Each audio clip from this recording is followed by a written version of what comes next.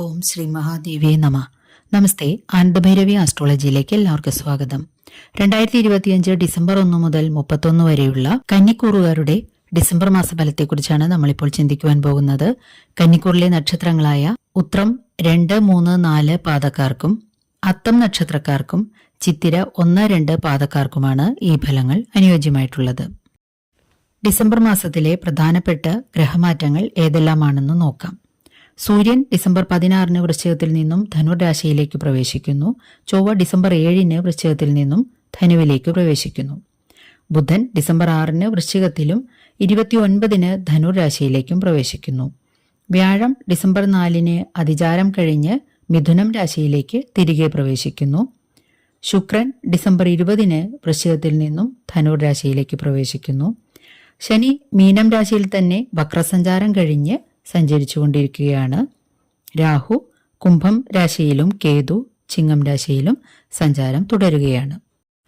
ഇനി ഡിസംബർ മാസത്തിലെ പ്രധാനപ്പെട്ട ദിവസങ്ങൾ ഏതെല്ലാമാണെന്ന് നോക്കാം.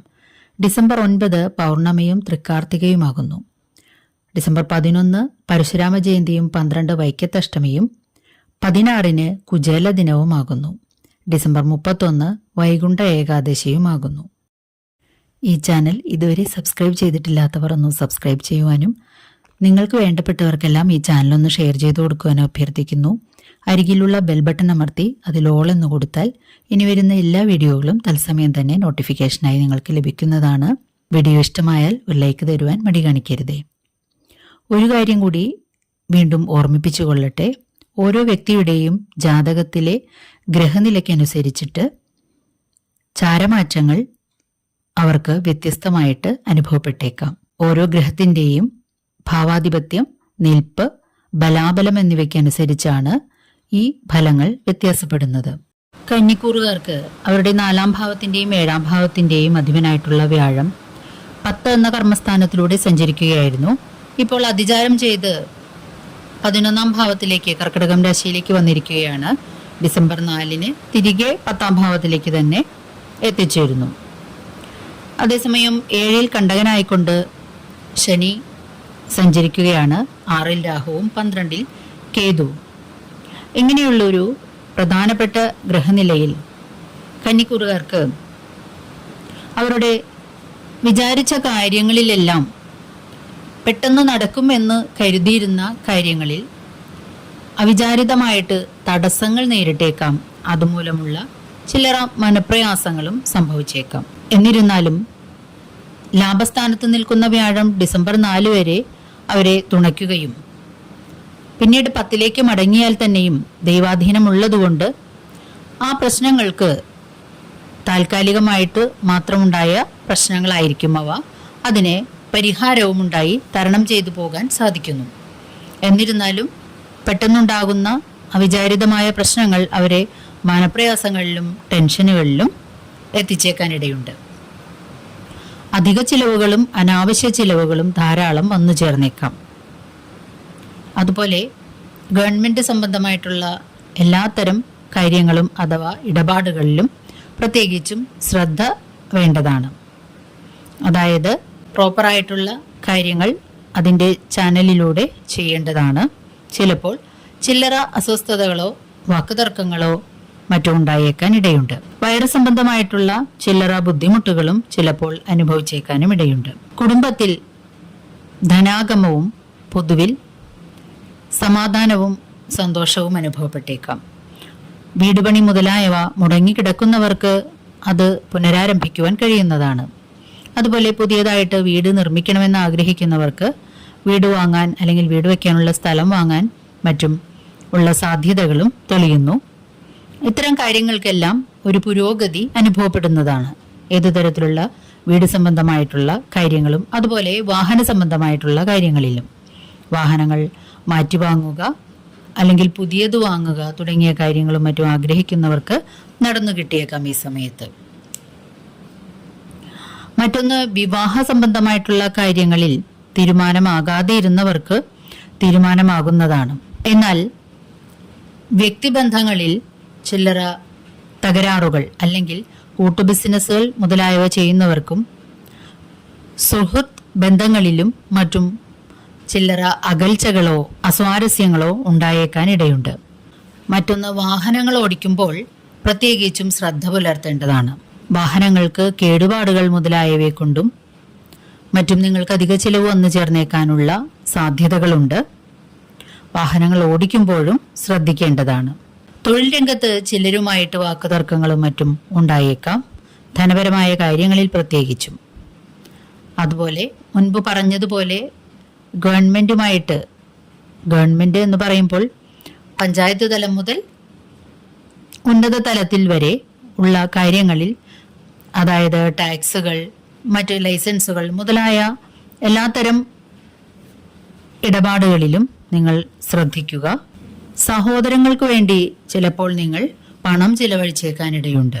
വിദേശ രാജ്യങ്ങളുമായിട്ട് വാണിജ്യ ബന്ധങ്ങളോ അല്ലെങ്കിൽ മറ്റു ബിസിനസ്സുകൾ, വിനോദയാത്രകൾ, ഉപരിപഠനം മുതലായവയ്ക്ക് വേണ്ടി നടന്നു കിട്ടിയേക്കാനിടയുണ്ട്. അത്തരത്തിലുള്ള കാര്യങ്ങളുടെ തടസ്സങ്ങൾ മാറിക്കിട്ടുന്നതാണ്. സന്താനങ്ങൾക്കും മറ്റും വിദേശത്തേക്ക് പോകാനുള്ള സാധ്യതകൾ അല്ലെങ്കിൽ അവസരങ്ങൾ തുറന്നു കിട്ടുന്നതാണ്. ടെസ്റ്റുകൾ, ഇന്റർവ്യൂകൾ മുതലായവയിൽ വിജയം കൈവരിച്ചേക്കാം. ഗവൺമെന്റ് ജോലി എന്ന സ്വപ്നം കൊണ്ടു നടക്കുന്നവർക്ക് ഇത് അനുകൂലമായിട്ടുള്ള സമയമാണ്. ടെസ്റ്റുകളിലും ഇന്റർവ്യൂകളിലും മറ്റും അറ്റൻഡ് ചെയ്യുകയാണെങ്കിൽ ഈ സമയത്ത് അവർക്ക് വിജയിക്കാൻ സാധിക്കുന്നതാണ്. അല്ലെങ്കിൽ റാങ്ക് ലിസ്റ്റ് മുതലായവയിൽ പേരുള്ളവർക്ക് ജോലിയിൽ പ്രവേശിക്കാനുള്ള അവസരങ്ങളും മറ്റും തുറന്നു കിട്ടുന്നതാണ്. പിതാവുമായിട്ട് വാക്കുതർക്കങ്ങൾ മുതലായവ ഉണ്ടാകാതിരിക്കാൻ പ്രത്യേകിച്ചും ശ്രദ്ധിക്കുക. സന്താനങ്ങളെ കൊണ്ട് സന്തോഷം നൽകുന്ന ചില കാര്യങ്ങളും മറ്റും ഉണ്ടായേക്കാൻ ഇടയുണ്ട്. പുതിയ സംരംഭങ്ങൾ മുതലായവ തുടങ്ങാൻ ആഗ്രഹിക്കുന്നവർക്ക് ഇത് ഏറ്റവും അനുകൂലമായിട്ടുള്ള സമയമാണ്. അത്തരം കാര്യങ്ങൾക്ക് വേണ്ട പ്രാരംഭ നടപടികളെല്ലാം തുടങ്ങിവെക്കുക, അതിനെക്കുറിച്ചുള്ള പഠനങ്ങൾ നടത്തുക തുടങ്ങിയവയ്ക്കും ഏറ്റവും അനുകൂലമായിട്ടുള്ള സമയമാണിത്. കുറച്ചു നാളത്തേക്കുള്ള ഭാവിയിലേക്കുള്ള പല പദ്ധതികളും ആവിഷ്കരിക്കുവാനും മറ്റും നിങ്ങൾക്ക് കഴിയുന്നതാണ്. അല്ലെങ്കിൽ അത്തരം കാര്യങ്ങൾ ചെയ്യുന്നത് പിന്നീടത്തേക്ക് വളരെയധികം ഗുണം ചെയ്യുന്നതാണ്. മറ്റൊരു കാര്യം എന്തെന്നാൽ, കണ്ടകനായിക്കൊണ്ട് ശനി 7-ൽ സഞ്ചരിക്കയാൽ വിചാരിച്ച കാര്യങ്ങളെല്ലാം നിങ്ങൾ വിഭാവനം ചെയ്യുന്ന അല്ലെങ്കിൽ നിങ്ങൾ തീരുമാനിക്കുന്ന ഒരു സമയത്തിനേക്കാൾ വൈകിയായിരിക്കും നടക്കുക എന്നത് പ്രത്യേകം ഓർമ്മിക്കുക. എന്നുവെച്ച് നിരാശപ്പെടേണ്ടതില്ല. വൈകുമ്പോൾ തീർച്ചയായിട്ടും അത് നടന്നു കിട്ടുന്നതാണ്, കുറച്ച് വൈകുമെന്നു മാത്രം. ഇനി ഡിസംബർ മാസത്തിൽ കന്നിക്കൂറുകാർക്ക് ഏതെല്ലാം ദിവസങ്ങളിൽ ചില നല്ല കാര്യങ്ങളിൽ നിന്നും വിട്ടു നിൽക്കണമെന്ന് താൽക്കാലിക ഗുളികസ്ഥിതി ഫലമനുസരിച്ച് നമുക്കൊന്ന് ചിന്തിച്ചു നോക്കാം. കന്നിക്കൂറുകാർക്ക് ഡിസംബർ 1, 2, 9, 16, 23, 24, 31 എന്നീ ദിവസങ്ങളിൽ ശാരീരികമോ മാനസികവുമായിട്ടുള്ള ചില്ലറ ബുദ്ധിമുട്ടുകൾ എന്തെങ്കിലും അനുഭവപ്പെട്ടേക്കാൻ ഇടയുണ്ട്.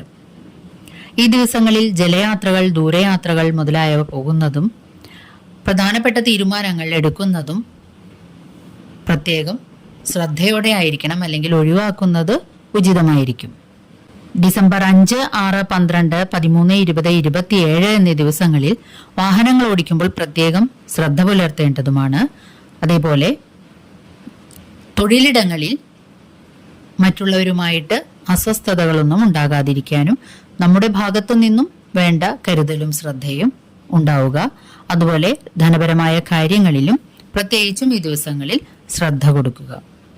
ഡിസംബർ 4, 11, 18, 19, 26 എന്നീ ദിവസങ്ങളിൽ സന്താനങ്ങൾക്ക് ചില്ലറ അസ്വാരസ്യങ്ങൾ എന്തെങ്കിലും ഉണ്ടായേക്കാം. അതുപോലെ കിട്ടാനിരുന്ന ധനം ഈ ദിവസങ്ങളിൽ ചിലപ്പോൾ കിട്ടാതിരിക്കുക, കിട്ടാൻ വൈകുക മുതലായവയും.